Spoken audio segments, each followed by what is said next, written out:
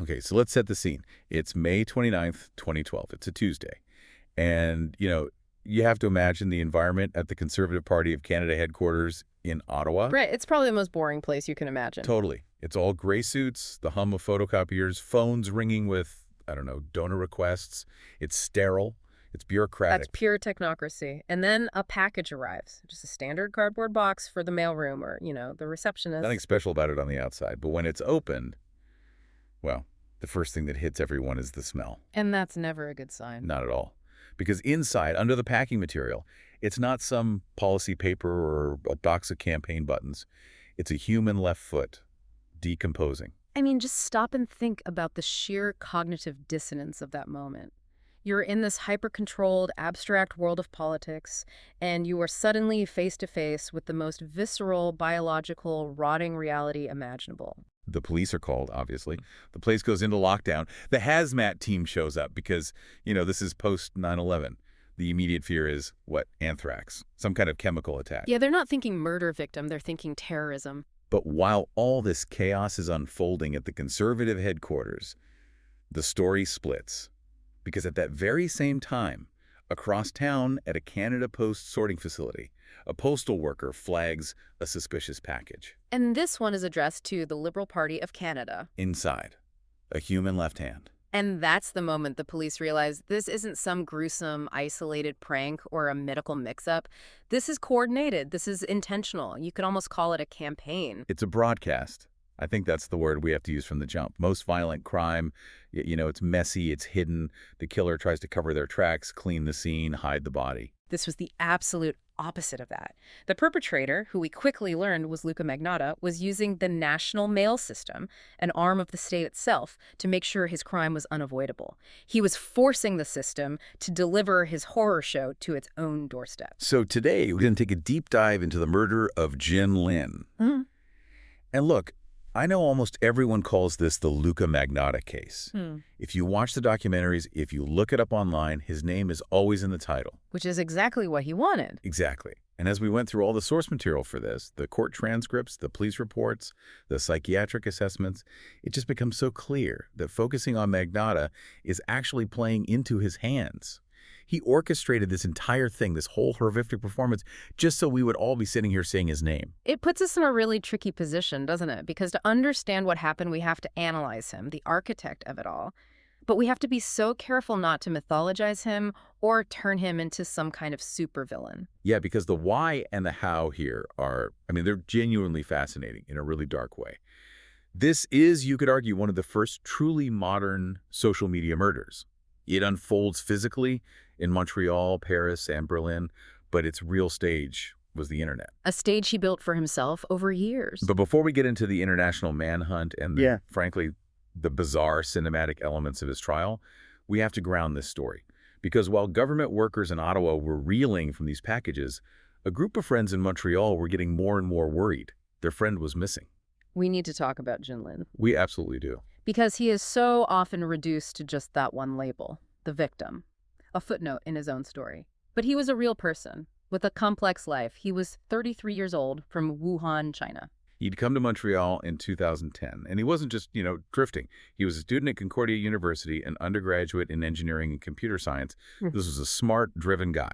And by all accounts, a really kind person. His friends called him Justin. The witness statements paint this picture of a man who was, the sources use the word romantic. He was optimistic, looking for love, but also pretty lonely. You can see why. He's juggling full-time studies, a part-time job at a convenience store, and just trying to figure out life in a new country, a new language. That's incredibly isolating. And on top of all that, there was this other huge pressure in his life. Jun Lin was gay. In Montreal, he was out and trying to live that life. He had a boyfriend for a while, but his family back in Wuhan had absolutely no idea. That's a heavy burden to carry. He was living this kind of fractured existence. The sources mentioned he'd actually been married to a woman back in China and they'd divorced. Right. And at 33, the cultural pressure from his parents to, settle down, find another wife, have children, continue the family line, that was immense. It was a constant weight on him. It's that classic double life story that so many immigrants and people in the LGBTQ community face. You have this authentic self you're trying to build in a new, more accepting place, but you're still so deeply tethered to the expectations from back home. In fact, the source material suggests he had recently ended a relationship with his boyfriend, and it was specifically because of this family pressure. He was feeling lost, he was feeling torn. So he was vulnerable. That's the key word here. He was looking for a stable, loving relationship, but in the meantime, he was just looking for connection. He was on apps like Grind, he was checking personal ads on Craigslist. Which is just normal. It's how people meet in the modern world. It's not some deviant behavior. It's just dating. But it was that search for a simple human connection that tragically put him in the path of a predator who wasn't looking for a partner, but for a prop. Okay, so let's pivot to that predator, to Luka Rocco Magnotta. Even the name, it's a stage name. It's a complete fabrication. He was born Eric Clinton Kirk Newman in Scarborough, Ontario in 1982. And if you were to write a backstory for a future killer, I mean, his childhood would be a textbook example of developmental trauma. It's just chaotic. The reports describe his mother as having this, like, pathological obsession with cleanliness, to the point where she would lock her own children out of the house for hours just to keep it sterile. There's one story about her putting the family's pet rabbits outside in the winter to freeze to death because they were dirty. And then his father was diagnosed with schizophrenia in the mid-90s, which led to a very messy divorce. And Magnotta himself was actually diagnosed with paranoid schizophrenia as a teenager. So there's a real history of mental illness there, which becomes central to the trial later on. It does, but we have to be careful how we frame that, because his actions show a level of organization that complicates that diagnosis significantly. Right, and this is where we have to tackle one of the big myths that came out of the media coverage in 2012, the porn star killer headline. It created this image of him as some kind of dark, glamorous figure from the adult film world. When the reality was, well, it was just sad. Porn star implies some level of success, a career. Magnotta had none of that. He appeared in maybe fewer than a dozen very low-budget, obscure videos over a 5-year span. Industry insiders were interviewed for some of the reports, and they were not kind. They basically said he was awkward on camera, he had bad skin, he just wasn't good at it. The consensus was that not even the porn industry was particularly interested in him. It was a failure, a reject. He actually declared bankruptcy in 2007, owing something like $17,000. He couldn't even make it in the one industry he thought would bring him fame. And that rejection seems to be the engine for everything that follows. There's that story about him auditioning for a reality show called Pinup Boys. He was apparently convinced he was going to be the breakout star. And he was cut almost immediately, and you see this pattern. When legitimate fame, even fame in a fringe industry, rejected him, he decided to pursue infamy instead. If the world wouldn't give him a platform, he was going to build his own. This is where the internet fabrication begins, and the scale of it is it's staggering. It's a full-time job. The police uncovered over 70 Facebook pages he had created. 70 for himself. All for himself, and more than 20 websites, all dedicated to promoting the myth of Luka Magnotta. So what was on these pages? Just photos of himself? Photos, yes, but also just manufactured hype. He would create dozens of fake profiles, sock puppet accounts, and then use them to have conversations with himself in the comments. Oh, wow. So he'd post a picture and then have 5 of his fake accounts chime in with, "You look amazing," or "You're the next James Dean." That's literally it. He was trying to create this digital illusion of popularity and stardom, hoping that if he faked it enough online, it would somehow manifest in the real world. It's so pathetic on one level, but also deeply disturbing. And he wasn't just, pumping his own tires. He was actively manufacturing scandal to get attention. Which brings us to the Karla Homolka rumor. This is just next-level manipulation. For listeners who might not know, Karla Homolka is one of Canada's most notorious killers. She and her husband, Paul Bernardo, were the Ken and Barbie killers. She is arguably one of the most hated women in the country. Her name is pure tabloid gold. And Magnotta knew that. He knew it was radioactive. So around 2007, he starts planting rumors on online forums that he is dating Karla Homolka. He even poorly photoshopped some pictures of them together. And his goal wasn't just to start a rumor, right? He had a multi-step plan. Exactly. He knew the tabloids wouldn't be able to resist a story like that. And sure enough, the Toronto Sun newspaper reached out to him for a comment. And that was the whole point. He then gives them this big dramatic interview where he tearfully denies the rumors that he himself started. It's genius in a diabolical way. He created the fire just so he could be the one to call the fire department and get his name and picture in the paper for putting it out. It's the ultimate any press is good press strategy. But this need for attention started to take a much darker turn well before Jun Lin's murder. We have to talk about the kitten video. We do. This is the crucial precursor. In 2010, a video titled "One Boy, Two Kittens" appears online. It shows a young man whose face is obscured, putting two small kittens into a vacuum seal bag and then substituting them with a vacuum cleaner. It's just horrific, gratuitous cruelty. But the key part of the story is what happened next. The internet saw this, and, well, the internet got angry. Very angry. This is the whole story that the documentary Don't Frack with Cats is about. Yeah. A group of ordinary people, just animal lovers on Facebook, formed a group to find the person in that video. They became amateur internet sleuth. And they were incredibly good at it. They weren't police, but they used digital forensics. They analyzed the model of the vacuum cleaner to figure out it was sold in North America. They looked at the design of the electrical outlets in the background. They even enhanced a reflection in a shiny object in the room to get a blurry glimpse of the person filming. And through this painstaking work, they identified the killer as Luka Magnotta, long before he was on the radar of law enforcement for anything like this. But here's the twist. He loved it. He knew they were hunting him. He started interacting with them, taunting them. He'd create new profiles and join their Facebook groups to throw them off the scent or leave cryptic clues. It was a game to him. Yeah. And it validated his strategy. The kittens were props, but the violence worked. It got him an audience, an engaged, obsessive audience. And once you have an audience that's hooked on horror, you can't just keep doing the same trick. You have to escalate. The stakes have to get higher. Kittens weren't enough anymore. He needed a human victim to get the level of fame he craved. Which brings us to that apartment on Concordia Boulevard in Montreal, May of 2012. He's been posting ads on Craigslist for a few weeks, looking for people to participate in filming. And on the night of May 24th, the apartment building's surveillance cameras capture him walking into the lobby with Jun Lin. That footage is just, it's so chilling because of how normal it looks. It's just two guys walking into a building. But you're watching it knowing that only one of them is ever going to walk out. Jun Lin is last seen alive on that footage. The very next day, May 25th, the video appears online. It's titled One Lunatic, One Ice Pick, and it's uploaded to a gore website called bestscore.com. Now, we are absolutely not going to describe the graphic contents of that video. There is no need. It's monstrous. But what we do need to talk about, from an evidence perspective, is the production value. Right. This wasn't some shaky, frantic cell phone video shot in a panic. This was a production. It's an 11-minute video, but the forensic analysis showed it was edited together from hours of raw footage. It has a soundtrack. The song is True Faith by the band New Order. He had props. There's a poster for the movie Casablanca prominently displayed on the wall behind the bed. He clearly set the scene.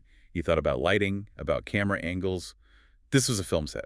And there's a detail from the investigation that is maybe the most disturbing proof of premeditation I have ever heard. The opening shot of the video. The opening shot. The video begins with footage of a different man, already tied to the bed, writhing. For a long time, the assumption was that this was Jun Lin in the moments before his murder. But it wasn't him. It wasn't him. Police were eventually able to identify and find that man. He was alive. He had been on a date with Magnotta about a week earlier. So what happened? Magnotta drugged him, tied him up, and filmed him. But for whatever reason, maybe the man woke up, maybe Magnotta lost his nerve, he let him go. So that was a dress rehearsal. It was a complete dry run. He was testing his methods. He was checking his camera angles. He was practicing. It proves, beyond any doubt, that what happened to Jun Lin wasn't a spontaneous act of psychosis. It was the fulfillment of a script that had been written weeks in advance. The murder happens. The video goes online. The internet sleuths who are tracking him for the kitten videos, they just explode. They're flooding the Montreal police with calls saying, "It's him. We told you. He finally did it." But while all this is happening online, Magnotta is in the apartment, cleaning up, or, well, cleaning up isn't quite the right word. He's dismembering the body. He packs the torso into a suitcase and just dumps it in the alley behind his building. A janitor for the building actually found that suitcase on May 25th, the day after the murder. He noticed it because of the smell and the flies, but because it was a busy week for garbage collection, it just sat there. It wasn't officially discovered and opened for several more days. Unbelievable. So by the time the police finally get a warrant and breach Magnotta's apartment on May 29th, He's long gone. The apartment is almost totally empty, scrubbed clean. Almost. They found traces of blood on the mattress, in the fridge, on a table, but he also left something else, a message. In the closet, written in red ink on the inside of the door. It said, "If you don't like the reflection, don't look in the mirror. I don't care." It's so theatrical. It feels like a line from a bad movie. It's him talking directly to his audience, to the internet sleuths, to the police, to us right now. He's breaking the fourth wall. He's basically saying, I know you're watching this. I know you're horrified, but you can't look away. You're part of the show. You're the reflection. It's pure, uncut narcissism. So he flees. On May 26th, just 2 days after the murder, he's on a plane to Paris. And this is when he initiates the next phase of his performance, the mailing of the limbs. We mentioned the first two packages, the foot and the hand sent to the political parties in Ottawa. That's what puts the case on the national stage. But he wasn't done. No. About a week later, on June 5th, 2 more packages show up. This time on the other side of the country, in Vancouver. And the targets are even more disturbing. They were sent to 2 schools, St. George's School, a private boys' school, and False Creek Elementary. That's a whole other level. Sending body parts to political parties, as grotesque as it is a kind of political statement. Sending them to elementary schools. That's just pure psychological terrorism. He's aiming for maximum public fear. He's targeting children, the most vulnerable people in society, to guarantee that this story leads every newscast. And the notes he included were just. Oh! They were taunts. One of them had a twisted little poem. Roses are red, violets are blue. The police will need dental records to identify you, bitch. It's so childish and mocking. He's playing the role of the Joker, the cartoon supervillain who's always one step ahead of the police, leaving clues and riddles. He wants to be a character. And for a brief period, it worked. The whole world was watching. Interpol issued a red notice, which is their highest level international alert. His face was on the front page of the Interpol website, on every news channel. He got his wish. He was famous. So let's follow the trail of the manhunt. He lands in Paris. He checks into a budget hotel in a suburb called Bagnolet. The French police are actually onto him pretty quickly. They managed to trace his cell phone to that hotel, but they just miss him. By a matter of hours. By the time they raid the room, he's gone. But he was sloppy. He left things behind. Pornographic magazines, an air sickness bag from his flight from Canada. But the most important thing he left behind was the name he used on the hotel register. He checked in using an alias. The name was Kirk Trammell. Trammell. Now, that name is the absolute skeleton key to this entire case. It's the piece of evidence that unravels his entire defense later on. So just put a pin in that name for a minute. Okay, so he slips out of Paris, he gets on a bus, and travels across the border into Germany, heading for Berlin. He's running out of money at this point. He's on the run. And on June 4th, Em wanders into an internet cafe in the Neukölln district of Berlin. So think about this. You're the most wanted man on the planet. Your face is everywhere. What do? Do you try to contact someone for help? Do you look for a way to get a new identity? No. You do what Luka Magnotta would do. You sit down at a computer and you Google yourself. It's unbelievable. He just sat there for hours clicking on news articles about the international manhunt for Luka Magnotta. Yeah. He was basking in it. He was drinking in his own notoriety. And that is what got him caught. The owner of the internet cafe recognized him, not because he looked suspicious, but because his face was literally the main image on the front page of the news website he was reading. So the owner walks outside, calmly flags down a passing police car, and tells them who's inside. The police go in. Magnotta tries to give them a couple of fake names at first, but then he seems to realize the performance is over. He just looks at them and says, "You got me." It wasn't a confession of guilt. It felt more like a director calling cut.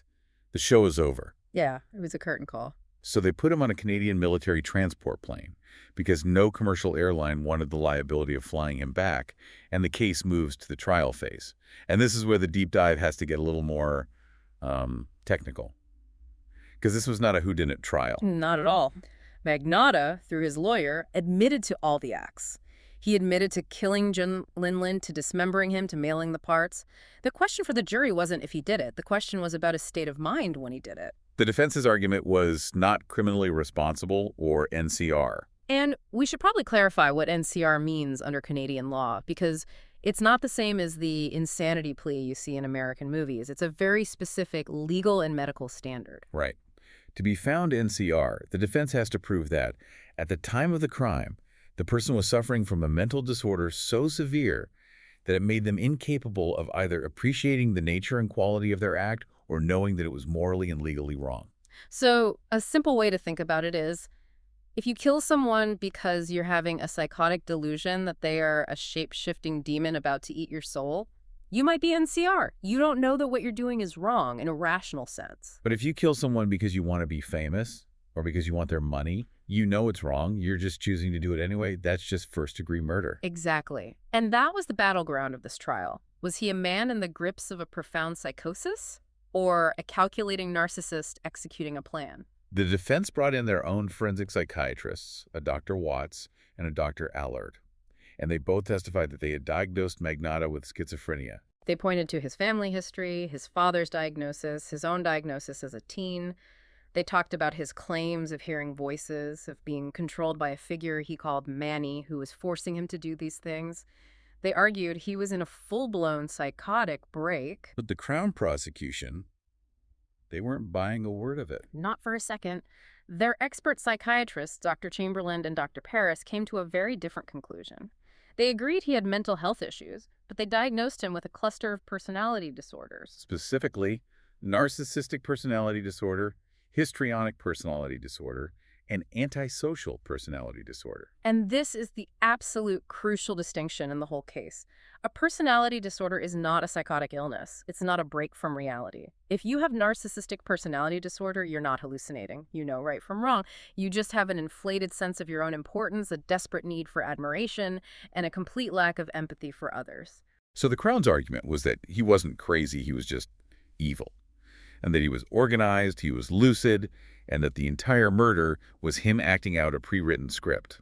And this is where we take out that pin we put in the name Kirk Trammell.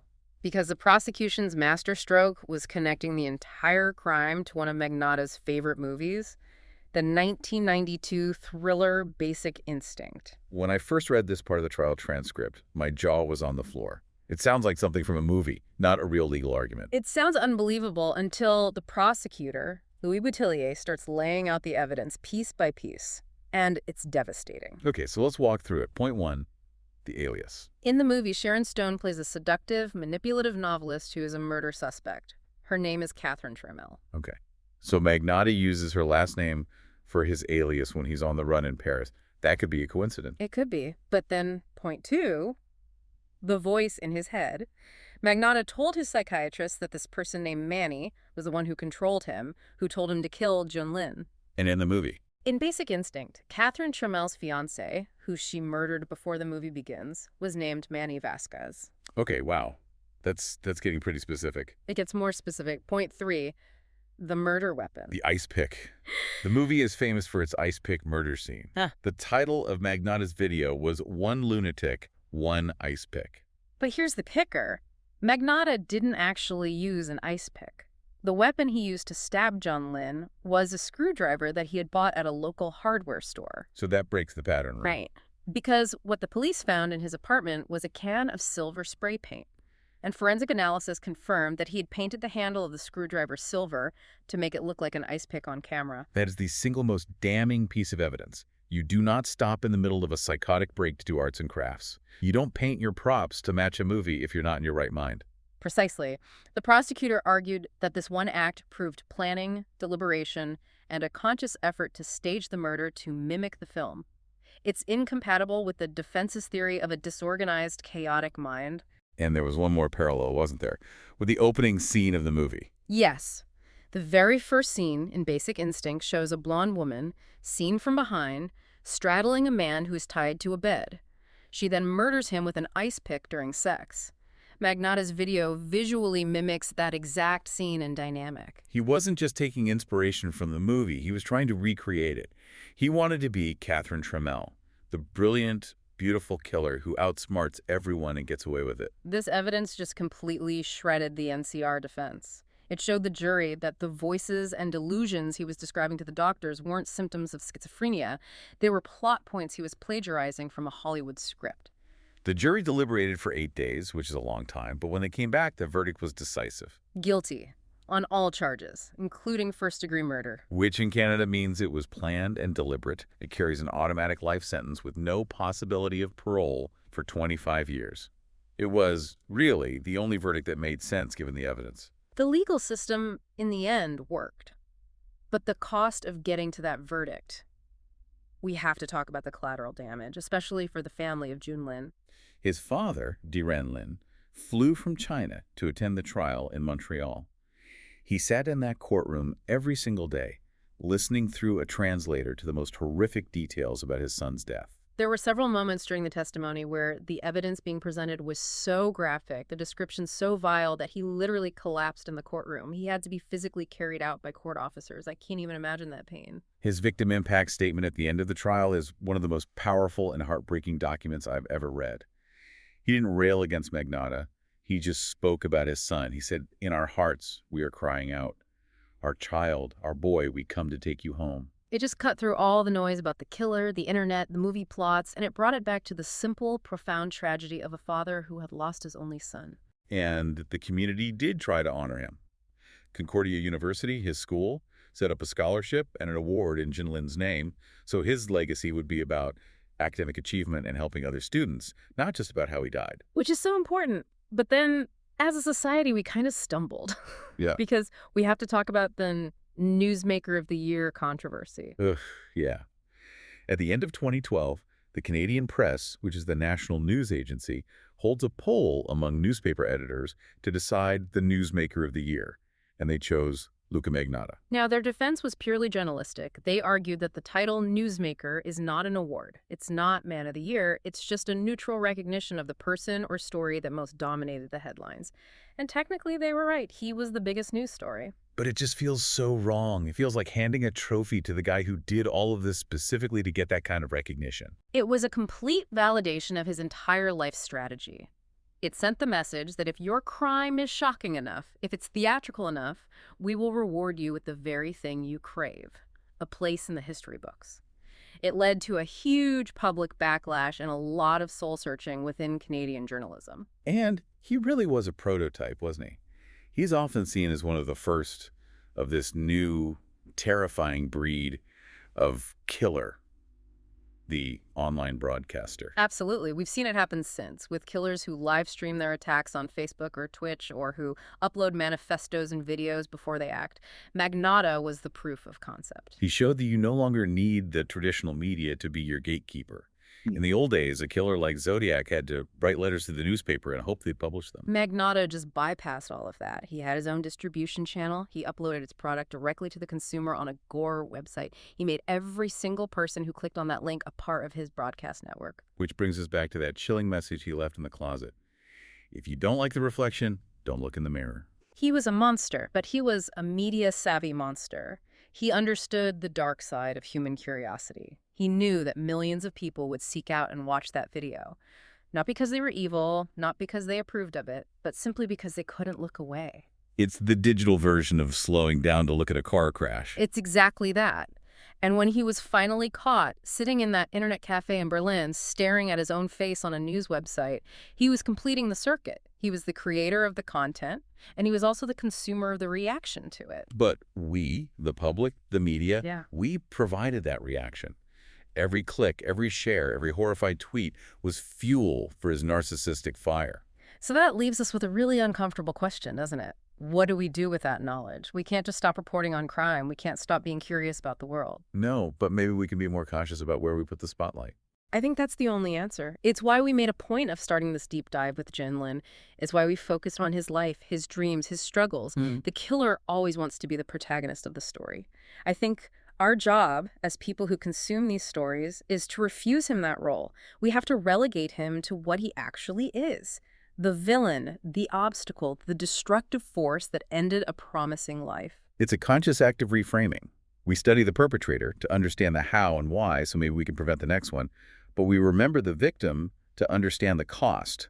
We don't celebrate the performance. Exactly. Knowledge is our defense. Understanding the mechanics of his manipulation is the best way to make sure we're not manipulated ourselves. That's a powerful place to end. This was a really heavy one, but an important one. Thanks for taking this deep dive with us.